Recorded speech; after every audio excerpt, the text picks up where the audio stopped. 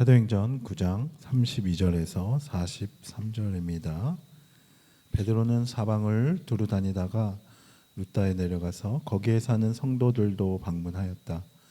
거기서 그는 8년 동안이나 중풍병으로 자리에 누워있는 애니아라는 사람을 만났다. 베드로가 그에게 애니아여, 예수 그리스도께서 그대를 고쳐주십니다. 일어나서 자리를 정돈하시오라고 말하니 그는 곧 일어났다. 루다와 샤론에 사는 모든 사람이 그를 보고 주님께로 돌아왔다.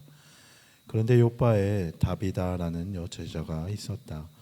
그 이름은 그리스 말로 번역하면 도르가인데 이 여자는 착한 일과 구제 사업을 많이 하는 사람이었다. 그 무렵에 이 여자가 병이 들어서 죽었다. 그래서 사람들이 그의 시신을 씻겨서 다락방에 두었다. 루다는 요바에서 가까운 곳이다. 제자들이 베드로가 루다에 있다는 말을 듣고 두 사람을 그에게로 보내서 지체하지 말고 와 달라고 간청하였다. 그래서 베드로는 일어나서 심부름꾼과 함께 갔다. 베드로가 그곳에 이르니 사람들이 그를 다락방으로 데리고 올라갔다. 과부들이 모두 베드로 곁에 서서 울며 도르가가 그들과 함께 지낼 때 만들어둔 속옷과 겉옷을 다 내보여 주었다. 베드로는 모든 사람을 바깥으로 내보내고 나서 무릎을 꿇고 기도를 하였다. 그리고 시신 쪽으로 몸을 돌려서 다비다여 일어나시오 하고 말하였다. 그 여자는 눈을 떠서 베드로를 보고 일어나서 앉았다. 베드로가 손을 내밀어서 그 여자를 일으켜 세웠다. 그리고 성도들과 과부들을 불러서 그 여자가 살아있음을 보여주었다. 그 일이 온 요바에 알려지니 많은 사람이 주님을 믿게 되었다. 그리고 베드로는 여러 날 동안 요바에서 시몬이라는 무두장이의 집에서 묵었다. 아멘. 아멘. 하나님 말씀이었습니다. 우리 계속해서 사도행전 보고 있죠. 사도행전을 보고 있습니다. 여러분, 제가 개척을 하고 나서 가장 힘썼던 게 두 가지가 있어요. 지금까지 이제 계속 그 일들을 하고 있습니다. 저희 교회는 이 두 가지를 위해서 애쓰고 있는 교회예요. 첫 번째는 하나됨을 위해 힘쓰고 있습니다. 여러분, 교회가 성경에서는 가장 하나님이 우리에게 원하시는 것은 하나됨이에요. 여러분, 하나되지 않고 예배드리는 거 의미가 없습니다. 늘 얘기하죠. 하나되지 않고 선교하는 거 하나님이 기뻐하시지 않아요. 하나되지 않고 여러분 교회에서 어떤 봉사를 하는 것 하나님이 기뻐하시지 않습니다. 그렇기 때문에 우리 복음교회는 가장 먼저 해야 되는 것 하나됨이에요. 하나되고 예배드리죠. 하나되고 선교해야 되는 것이죠. 그래서 저는 지금 계속해서 기도하고 애쓰고 있는 것, 이 하나됨을 위해서 애쓰고 있습니다. 그래서 우리가 그렇게 먹고 마시고 놀고 여러분, 이 교제하고 함께 마음을 나누고 이것이 하나됨을 위해 우리가 힘써야 하는 이유인 거죠. 두 번째로는 이 부분도 제가 정말 애쓰고 있는 것이죠. 무엇이냐면 여러분 스스로 성경을 볼 수 있는 힘을 키워주는 것. 그래서 제가 여러분들의 신앙을 고려하지 않고 강해를 시작했습니다. 그럼 제가 솔직히 개척하면서부터 강해를 한다는 건 사실은 모험이에요. 왜냐하면 강해는 좀 지루하거든요. 여러분들이 저에 대한 설교에 어떤 전혀 기대함이 없는 눈으로 앉아 계시는 게 이게 강해를 해서 그래요. 왜냐하면 다음 주 무슨 말씀할지 뻔히 알잖아요. 강해를 해서 그런데 강해를 하는 그 모든 것들을 포기하면서까지 강해를 하는 이유는 여러분들에게 성경의 전체적인 맥을 알려드리기 위해서예요. 그래서 처음에 창세기를 하고 그 다음에 로마서를 하고 누가복음을 하고 지금 사도행전을 하고 또 성경 공부도 사도행전과 요한계시록, 구약 개론. 그러니까 여러분들이 성경을 볼 수 있게끔 제가 여러분 설교를 하면서 예화를 들고 또 다른 본문을 얘기하는 게 다 설교 안에서 했던 거예요. 그렇기 때문에 어떻게든 여러분들을 정말 말씀을 스스로 읽고 말씀을 보면서 울기도 하고 감격을 얻고 정말 말씀이 살아있는 하나님의 말씀이구나라는 것을 깨달을 수 있도록 하여튼 모든 노력을 다하고 있습니다. 그렇기 때문에 여러분 힘써야 되는 건 성경을 전체적으로 우리가 어떤 맥인가를 알고 있는 게 중요해요. 우리가 사도행전을 보잖아요. 지금 사도행전은 신약의 유일한 역사서예요. 여러분들이 사도행전을 올바로 이해하지 못하면 이 신약 성경을 사실은 다 이해할 수가 없어요. 그래서 여러분과 사도행전을 한번 한 거죠. 10주에 걸쳐서 했죠. 그래서 여러분들에게 사도행전, 이 신약에 대한 어느 정도의 맥은 있을 거라고 제가 생각하고 있습니다. 그래도 그래서 이제 제가 오늘 것도 나눠드리고 우리가 지금 어디에 가고 있는지를 여러분들이 명확하게 알아야 돼요. 우리는 지금 사도행전 9장에 와 있어요. 성경을 사도행전을 나눈다고 하면 세 가지의 방법으로 나눌 수 있어요. 첫 번째는 두 가지로 나눌 수 있죠.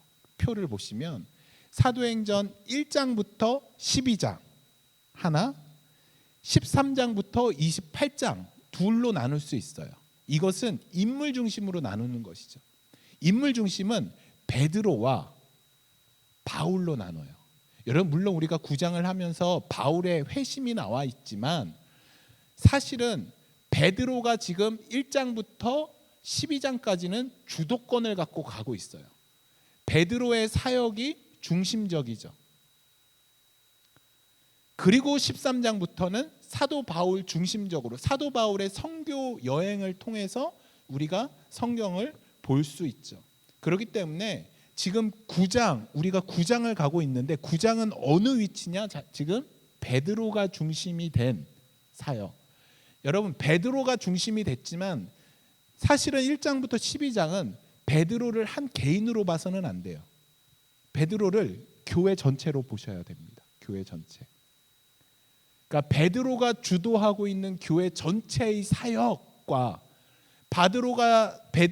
나중에 13장부터는 바울이 중심이 된 교회 사역 전체를 우리가 구분할 수 있죠. 이렇게 1장부터 12장을 한 챕터, 13장부터 28장을 한 챕터 두 개로 나눌 수 있습니다. 그리고 두 번째로는 사도행전을 세 개로 나눌 수 있죠. 지리죠. 여러분 예수님이 1장 8절에서 사도행전 1장 8절에서 승천하시면서 제자들에게 사명을 주세요. 성령이 너에게 임하시면 너희가 온 유대와 사마리아와 땅 끝까지 이르러 내 증인이 되라. 그래서 1장부터 8장 3절까지는 예루살렘. 제가 굉장히 얘기했죠. 예루살렘을 떠나라고 했는데 안 떠나는 사도들이 있다. 그러니까 예루살렘을 떠나야 돼요. 그래서 8장 3절까지는 예루살렘에 있는 예루살렘에서 펼쳐지는 이야기들 그리고 8장 4절부터 12장은 유대와 사마리아. 왜 흩어졌죠? 박해가 옴으로 흩어지죠. 그 이야기가 유대와 사마리아가 8장 4절부터 12장까지. 그리고 나서 온 땅 13장부터 28장. 그러니까 지금 9장은 어디에 와 있는 건가요? 지리적으로 유대와 사마리아 안에 있는 것이죠. 그러니까 베드로가 중심이 된 사역 가운데 어디에 위치해 있냐? 바로 유대와 사마리아. 교회가 확장되는 그 시점에 서 있다라는 것을 볼 수 있죠. 그리고 마지막으로 세 번째는 또 5개로 나눌 수 있습니다. 사도행전을. 이것은 교회적으로 볼 수 있어요. 1장부터 2장 교회의 시작이죠. 그리고 3장부터 6장 7절까지는 교회의 성장. 폭발적으로 교회가 성장하게 돼요. 그런데 6장 8절부터 8장 3절까지는 교회에 무엇이 왔다? 박해가 왔다. 박해로 말미암아 8장 4절부터 12장까지는 뭐가 온다? 교회의 성숙이 온다. 교회의 성숙이 온 뒤에 13장부터 28장은 교회의 확장, 복음의 확장, 온 땅으로의 확장, 교회가 온 땅에 세워지는 것. 그러니까 지금 우리가 보고 있는 9장은 어느 위치에 와 있나요? 교회의 성숙에 와 있는 것이죠. 교회의 성숙. 여러분 요 관점을 가지고 사도행전을 쫓아오셔야 돼요. 우리가 9장은 지금 어느 위치에 있느냐? 9장. 그러니까 9장은 베드로가 주도하고 있는 이 교회, 베드로가 주도하고 있는 이 사역 가운데 교회가 온 땅을 향해서 확장되어지려고 하는 시점이에요. 유대와 사마리아 온 땅으로 확장되려고 해요. 그런데 박해가 왔어요. 박해가 오니까 교회가 소멸되고 없어진 것이 아니라 교회가 박해가 오니까 교회가 어떤 일을 겪게 되냐면 성숙의 과정을 겪게 되는 거예요. 그리스도인에게 박해는 그냥 그리스도인으로서 낭망하고 쓰러지는 것이 아니라 그리스도인의 성숙으로 들어가는 과정이에요. 지금 9장은 베드로가 주도하고 있고 유대와 사마리아까지 확장되어지는 그런 시점에서 교회의 성숙의 단계에 오고 있어요. 그런데 9장부터 12장까지 13장 전까지 어떤 일이 일어나냐면 굉장히 중요한 장면이에요. 그러니까 9장부터 12장은 정말 중요한 장이에요. 왜냐하면 교회가 성숙하는 단계에 있기 때문에 이 단계를 거치지 않으면 교회가 확장되지 않아요. 그래서 9장부터 12장은 정말 많은 사람들, 많은 이야기가 등장을 해요.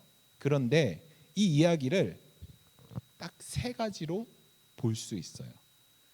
저는 이것을 어떻게 부르고 싶냐면 베드로가 직면한 세 가지의 장벽이라고 부르고 싶어요. 이건 제가 만들어낸 말이에요. 멋지게 만들고 싶었는데 만들어질 수가 없어요. 그래서 그냥 베드로가 직면한 세 가지의 장벽, 어려움이에요. 그러면 이거를 또 어떻게 바꿀 수 있죠? 베드로는 누구로 볼 수 있다고요? 교회.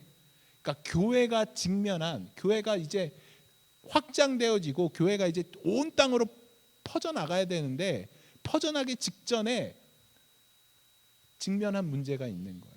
이 직면을 풀지 않으면 교회는 더 넓은 곳으로 확장되어지지 않아요. 그러니까 이 문제를 반드시 해결하고 나가야 돼요.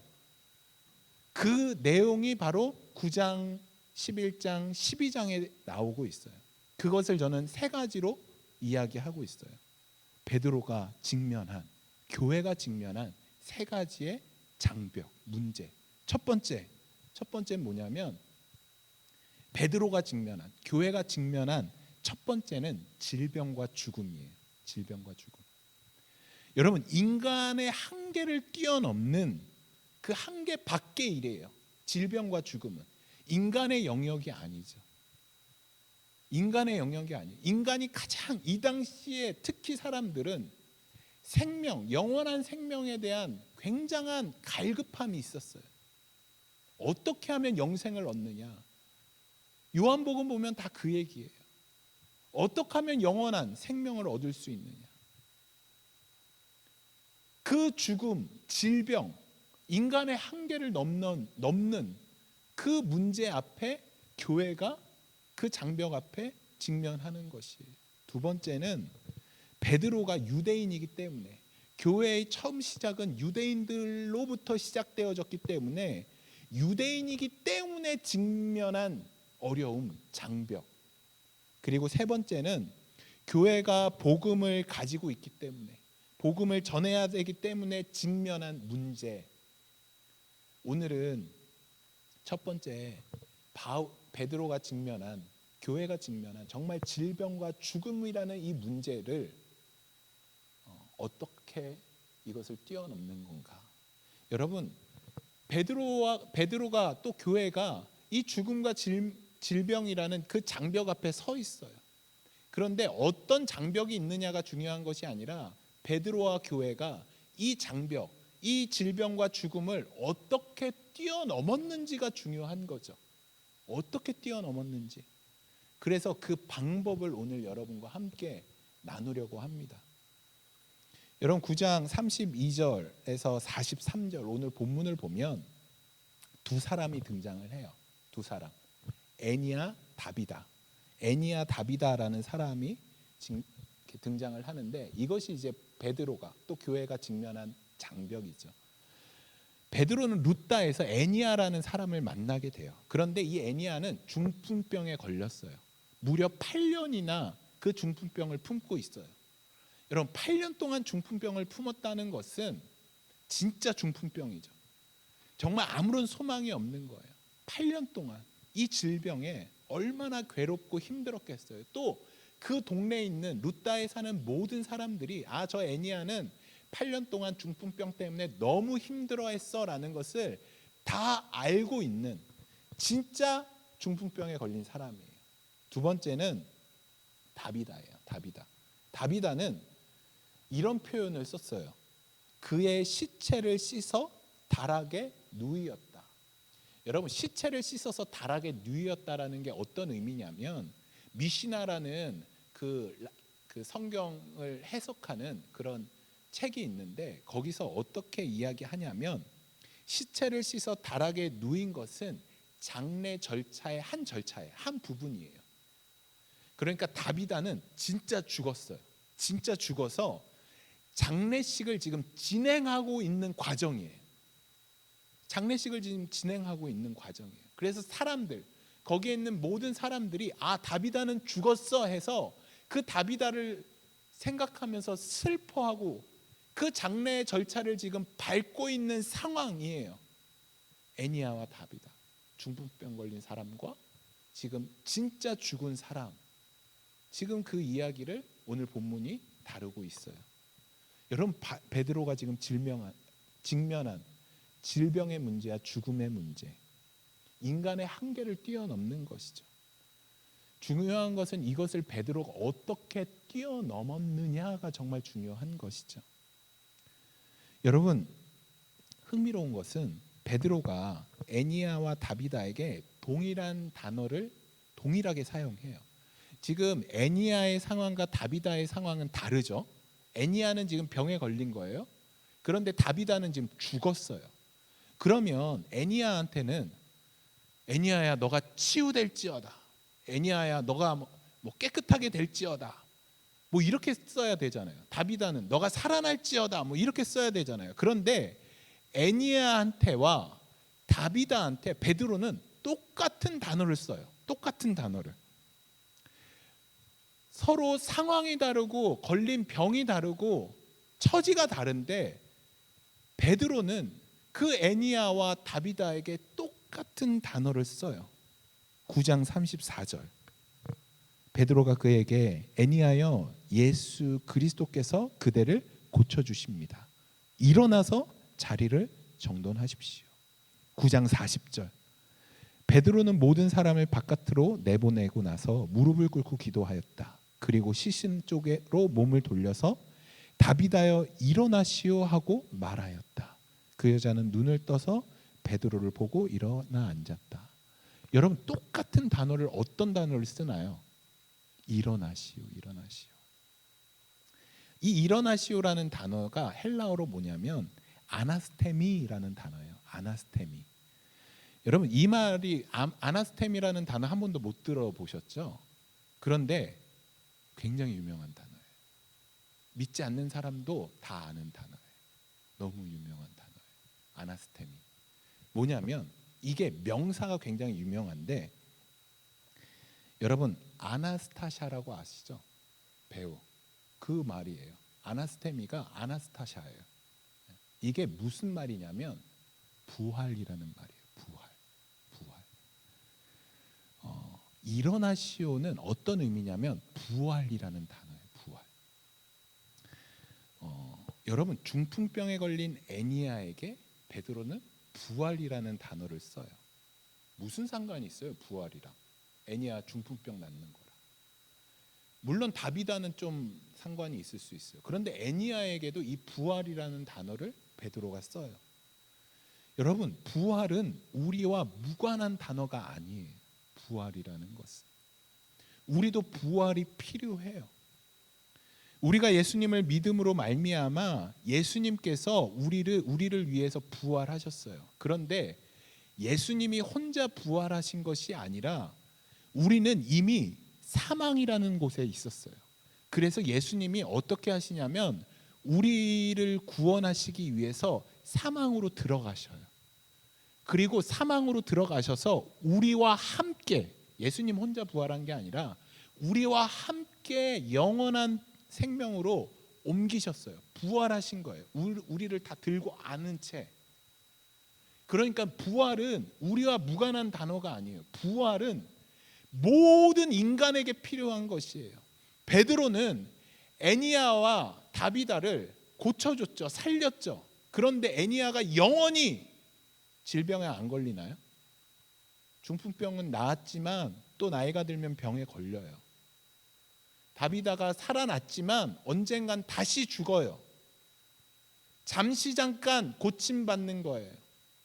그렇기 때문에 베드로는 예수님과 똑같이 하신 거예요. 예수님이 병자를 고칠 때 너의 병이 고쳐진다 끝나는 게 아니라 네가 구원받았다라고 말씀하시는 거예요. 베드로가 부활을 선포한 것은 너의 병은 지금 일시적으로 낫는 거야. 너의 죽음은 다시 살아나는 거지만 영원한 삶이 아니야. 너에게 필요한 것은 진짜 부활이야. 이것을 선포하는 것이에요. 단지 병이 낫는 것, 거기서 끝나는 것이 아니라 주님이 우리를 고쳐주시는 것은 영원한 사망, 영원한 죽음으로부터의 구원을 말씀하고 있는 것이죠. 진짜 부활이 필요한 것이에요. 여러분은 주님과 함께 부활한 존재예요. 비록 질병에 걸릴 수 있고 어려움에 처할 수 있지만 그것은 잠시 잠깐이에요. 우리에게는 영원한 생명이 있어요. 이 원초적인 복음 앞에 우리가 진짜 그 기쁨을 누리고 진짜 그것을 감사하는 저와 여러분 되시기를 간절히 소망합니다. 더 중요한 것은 베드로가 애니야에게 한 말이에요. 여러분 성경 있으시죠? 혹시 가능하시다면 밑줄을 그어주시면 좋을 것 같아요. 여러분 9장 34절 말씀이에요. 9장 34절에 베드로가 그에게 애니야여 예수 그리스도께서 그대를 고쳐 주십니다. 여러분 예수 그리스도께서 그대를 고쳐 주십니다. 예수님이 너를 지금 낫게 한다. 너를 바꿀 수 있다.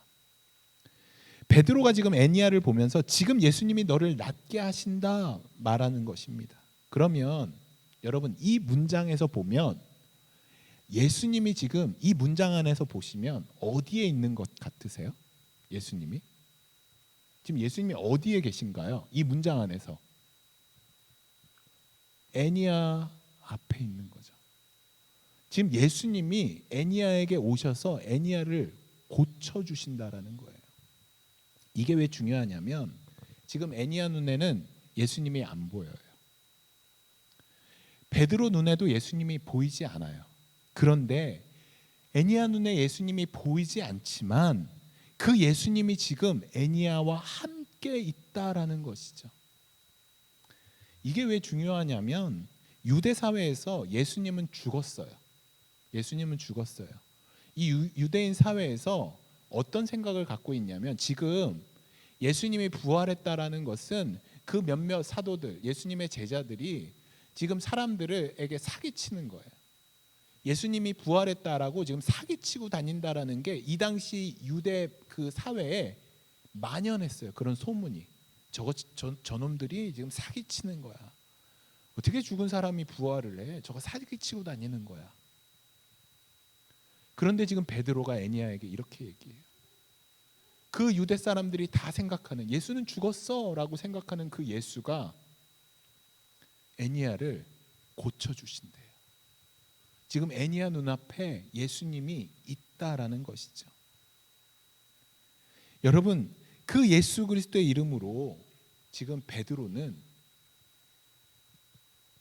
베드로와 교회가 직면한 질병과 죽음이라는 그 장벽 앞에 나아가고 있는 거예요. 그거를 무너뜨리고 있는 것이에요.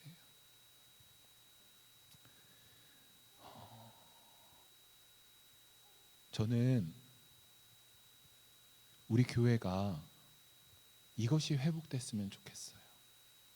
여러분 교회는 제가 능력이 뛰어나서 이 교회가 성장하고 우리가 회복을 얻고 구원을 받는 것이 아니에요. 여러분이 열심히 봉사를 하고 여러분이 열심히 어떤 일을 한다고 해서 무언가 이루어지는 것이 아니라 교회의 모든 능력의 근원은 예수 그리스도예요. 우리에게 앞에 있는 우리의 모든 장벽을 뛰어넘을 수 있는 힘은 내 능력과 힘과 우리의 어떤 자질이 아니라 예수 그리스도를 통해서 우리가 모든 장벽을 뛰어넘고 그 장벽을 무너뜨릴 수 있다라는 것이죠. 여러분에게 그 믿음이 있으신가요? 비록 내 눈에 보이지 않지만 예수님이 베드로는 이것을 선포하고 있어요. 애니아야, 너의 병을 고치는 것은 예수 그리스도야. 베드로는 이 똑같은 말을 사도행전 3장에서 하죠. 나에게는 음과 금이 없나니 내 안에 있는 예수 그리스도를 너에게 주노니 너는 예수 그리스도의 이름으로 일어나 걸어라. 우리의 모든 능력의 근원은 여러분 안에 있는 예수 그리스도예요. 그런데 무엇을 의지하세요, 여러분? 여러분이 가지고 있는 돈을 의지하세요? 여러분이 가지고 있는 지식을 의지하세요? 여러분이 가지고 있는 경험을 의지하시나요? 아니요. 여러분 안에 있는 예수 그리스도를 의지하셔야 돼요.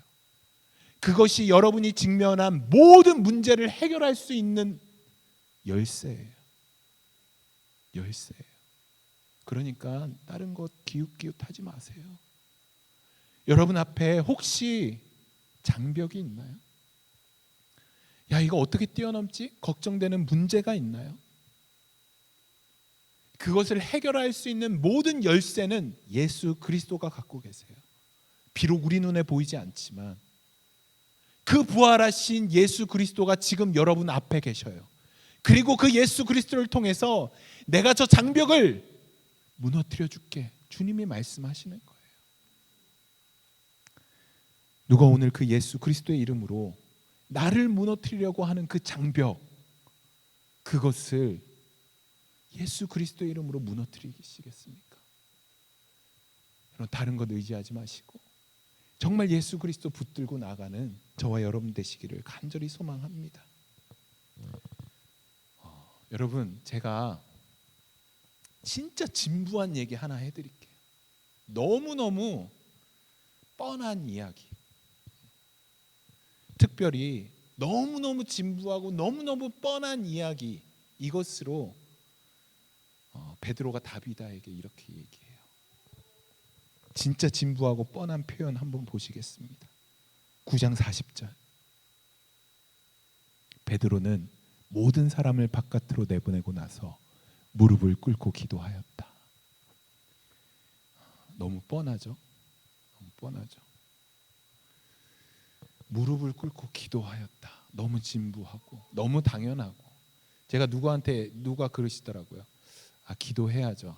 그건 너무 당연하죠. 그거 말고요. 목사님, 그거 말고 다른 해답 없으세요? 그거 말고 다르게 저를 해결할 수 있는 방법 없으세요? 언제부턴가 기도가 우리 그리스도 안에 너무 진부하고 너무 뻔한 이야기가 되어버렸어요. 너무 우스운, 그냥 인사치레. 소삼자매님, 제가 자매님을 위해 기도할게요. 그거 그 인사치레, 그거 아무런 소망이 없죠, 기도한다는 말에. 그런데 그 죽음이라는 그 장벽 앞에 베드로가 한 일은 그 뻔하고 진부한 거예요. 무릎을 꿇고 기도하였다. 무릎을 꿇고 기도하였다. 여러분, 제가 질문할 테니까 한번 대답해 보시겠어요? 여러분은 우리 주 예수 그리스도가 죽었다가 말씀에 의해서 3일 만에 부활하셨다라는 것을 믿으시나요? 믿으시죠? 그리고 그 예수 그리스도가 지금 나와 함께 정말 내 앞에 살아계심을 믿으시나요? 믿으셔요? 그거는 좀 아닌 것 같아. 진행이 안 되는데 이러면 믿으시죠? 여러분, 그 예수 그리스도가 나를 짓누르고 있는 문제 앞에서 정말 나와 함께 계심을 정말 믿으시죠? 그리고 기도하면 그 예수 그리스도의 능력이 나에게 임할 것이다라는 믿음도 갖고 계세요? 근데 왜 기도 안 하세요? 근데 왜 기도 안 하세요? 왜 기도하기를 주저하세요? 왜 기도를 멈추셔요? 사무엘이 이런 이야기를 해요. 내가 기도하기를 쉬었던 것을 용서하여 주시옵소서. 기도시는 죄를 범하지 마세요. 여러분, 기도가 얼마나 놀라운 것인지를 알아야 돼요. 기도가 어떤 것인 줄 아세요? 전지전능하신 예수 그리스도, 모든 만물 위에 계신 예수 그리스도, 모든 것을 말씀으로 창조하신 그 하나님의 능력이, 그 능력이 기도하면 나의 능력이 되는 거예요. 그 하나님의 말씀으로 모든 것을 창조하시고 말씀하시면 모든 산이 평범해지는, 평지가 되는 광야의 길을 내시는 그 하나님의 말씀, 그 능력이 기도하면 여러분의 것이 돼요. 그것을 믿으시나요? 베드로가 무릎을 꿇고 기도하니 죽은 다비다가 살아났다. 여러분, 베드로는 다른 것으로 그 앞에 놓여있는 장벽, 그가 반드시 넘어야 하는데 절대 넘지 못하는 그 질병과 죽음이라는 커다란 인간의 한계 밖에 있는 그 장벽을 무엇으로 넘으냐면 기도로 넘어요. 기도로. 기도 외에는 이런 유가 나갈 수 없다. 여러분 앞에 있는 그 어마어마한 장벽, 내 능력과 힘으로 절대 넘을 수 없는 그 장벽을 여러분 어떻게 넘으셔야 하냐면 그 방법은 다른 것 아니에요. 다른 특별한 방법이 있는 것이 아니에요.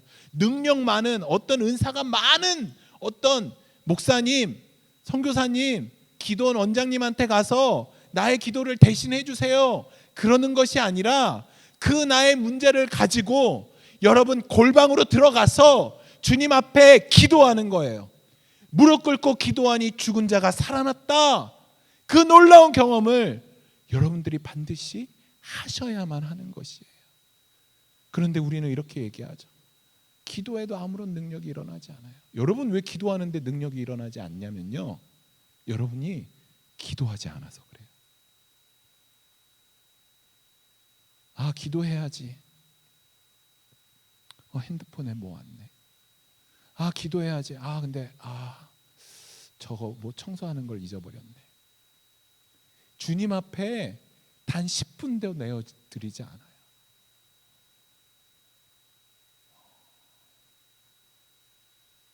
여러분, 혹시 여러분 문제 있으세요? 정말 해결해야 될 어떤 문제가 있으세요? 그러면 제가 한 대로 한번 해보세요.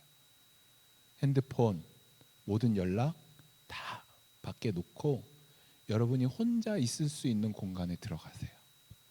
그리고 하나님 앞에 똑똑하고 분명한 말로 여러분의 문제를 하나님 앞에 말씀하세요. 하나님, 저에게 이런 문제가 있습니다. 저 이것 때문에 너무 힘이 듭니다. 해결해 주세요. 그리고 해야 되는 건 여러분의 마음을 하나님 앞에 이야기하세요. 여러분, 저 이 문제 때문에 너무 힘들어요. 하나님, 너무 힘들어요. 하나님, 저 이것 때문에 너무 고통스러워요. 하나님 앞에 이야기하세요.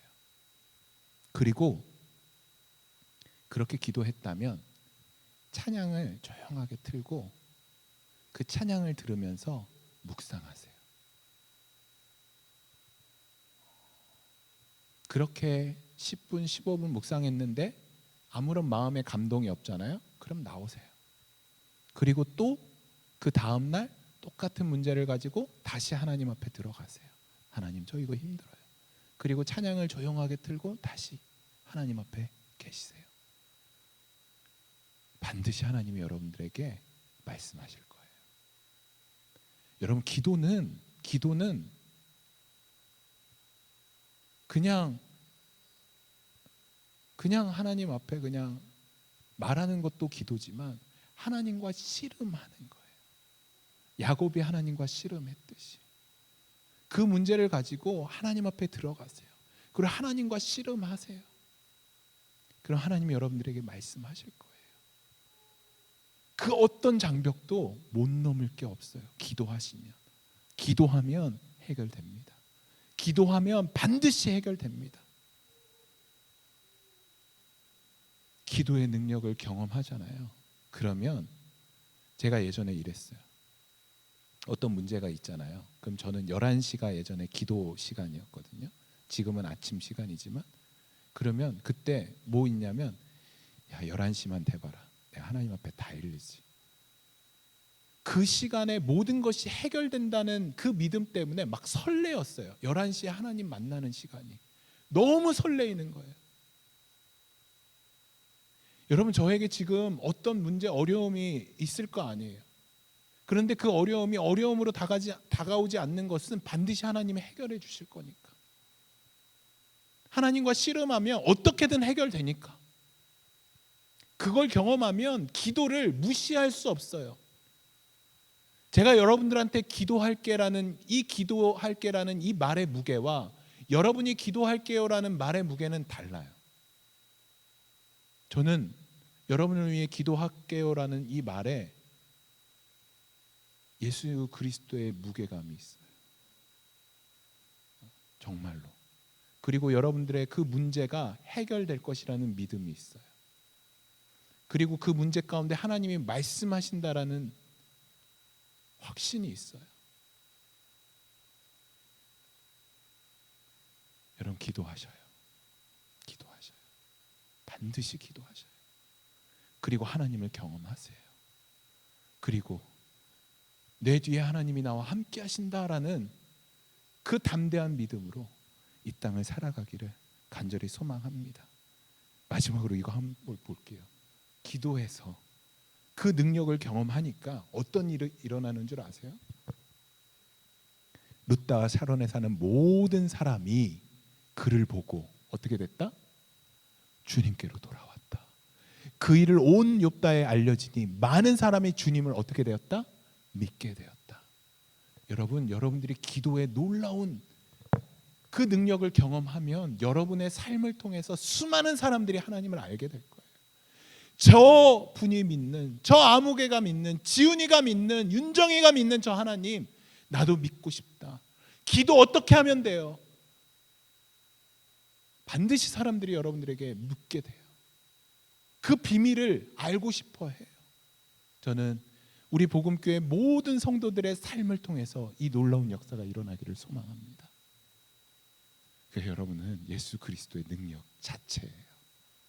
예수 그리스도의 편지 자체예요. 향기 자체예요. 작은 예수로 온 땅을 살아가는, 그래서 예수 그리스도를 선포하는 저와 여러분들 되시기를 간절히 소망합니다. 여러분 함께 기도하실까요? 기도를 우습게 보지 않도록, 하나님, 정말 기도하면 하나님이 이 일들을 이루어 주십니다. 해결해 주십니다. 기도할 수 있기를 소망합니다. 여러분, 이 마음을 담아서 우리 함께 기도하실까요? 하나님, 정말 기도할 수 있는 이 마음을 허락하여 주시옵소서. 그래서 여러분, 기도의 제목 있으면 마음껏 나눠주세요. 함께 기도할 때 얼마나 놀라운 능력을 경험할 수 있는지. 사랑하는 우리 복음교회 모든 성도들이 이 기도의 능력을 경험하기를 소망합니다. 제가 경험하기를 소망합니다. 함께 우리의 입술을 열어 기도하며 나가도록 하겠습니다. 주님,